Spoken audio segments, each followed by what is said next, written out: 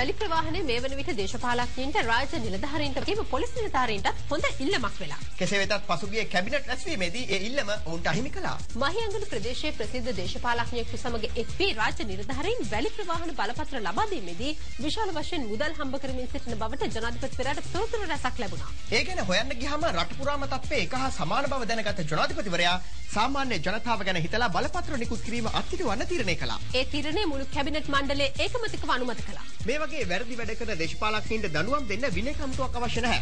මේ රජය අපකීර්තියට පත් කරන්නේ මේ වගේ මිනිස්සු. ඒ අයව පක්ෂයෙන් එළියට දාන්න ජ්‍යෙෂ්ඨ ඇමතිවරුන්ට බලය තියෙනවා. ජනාධිපතිවරයා වැරදි වැඩ කරන මන්ත්‍රීවරුන්ට එරෙහිව තීරණ ගන්න ශ්‍රී ලංකා නිදහස් පක්ෂයේ ජ්‍යෙෂ්ඨයින්ට බලය දුන්නා. පසුගිය සිකුරාදා සවස විපක්ෂ නායක කාර්යාලයේදී දෙවන ජාතික සන්ධානය ඇතුළු සුළු පක්ෂවල නියෝජිතින්ගේ හමුවක් විපක්ෂ නායක රනිල් වික්‍රමසිංහ මහතාගේ ප්‍රධානත්වයෙන් පැවැත්වුණා. ජීවන වියදම වැඩිවීම සුදුවැන් සංස්කෘතිය සම්බන්ධයෙන් විපක්ෂයේ අපේ ආණ්ඩුවට එරෙහිව පොදු ක්‍රියාමාර්ගයකට ආ යුතුයි. ඔයාලගේ අදහස මොකක්ද? රනිල් හැමෝගෙම ඇහුවා. ජීවන වියදම කාටත් පොදුයි. ඒකට ජාති ආගම් ભેදයක් නැහැ. අපි එකට එකතු වෙලා ඉදිරියටත් කටයුතු කරමු. දෙමළ ජාතික සන්ධානයේ නායකාර සම්බන්ධයන්ගේ ප්‍රතිචාරය වුණා. ජාතික ප්‍රශ්න සම්බන්ධයෙන් පාර්ලිමේන්තු තේරීම්කාරක සභාවට ගිහිල්ලා අපේ මතය ඉදිරිපත් කරන්න ඕනේ. TNK ඒකට ඇවිත් අදහස් පළ කළ යුතුයි නේද? ඒක ඇත්ත. අපි අපේ පක්ෂයත් සමග සාකච්ඡා කරලා ඔබතුමාට තීරණය දැනුම් දෙන්න. ආ සම්බන්ධයෙන් රනිල්ට උත්තර දුන්නේ හරිම ප්‍රවේශමයි. විපක්ෂයේ පක්ෂ සමග ප්‍රජාතන්ත්‍රවාදය ගැන කතා කරපු රනිල් වික්‍රමසිංහ පසුගියදා තම මන්ත්‍රී කණ්ඩායම කැඳවුවේ පාර්ලිමේන්තුවේ ඉදිරි කටයුතු සැලසුම් කරන්න.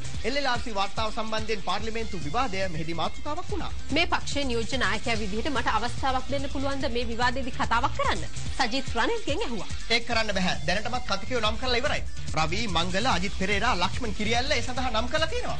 ඔබතුමා මට කතාවක් දෙන්න බයයිද? නැත්නම් මම කතා කරනවා හොඳ වැඩිද? එහෙමත් නැත්නම් ඊර්ෂ්‍යාවක් තියෙනවද? සජිත් ඒ විදිහට ප්‍රශ්න අහද්දී රනිල් නෑ වුණා වගේ හිටියා. නායකතුමා තොරතුරු දැනගැනීමේ යෝජනාව මමයි මීට කලින් ගෙනාවේ.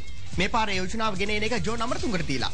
අඩුම තරමේ මට විනාඩි 5ක් ඒ ගැන කතා කරන්න දෙන්න පුළුවන්ද? කරු ජයසූරිය කාරුණිකව ඇහුවා. ඒ ගැන දැම්ම මට උත්තරයක් දෙන්න බෑ. රනිල් ඒ විදිහට උත්තර දෙද්දී සජිත් යලිත් නැගිට්ටා. ඔබතුමාට පුළුවන් පාර්ලිමේන්තුව ඇතුලේ විතරයි අපේ කතාව නවත්තන්න. LLRC එක සම්බන්ධයෙන් පාර්ලිමේන්තු විවාදය මට අහිමි කළාට මම හෙට මාධ්‍ය හමුවක් තියලා මගේ ස්ථාවරේ රටට කියනවා.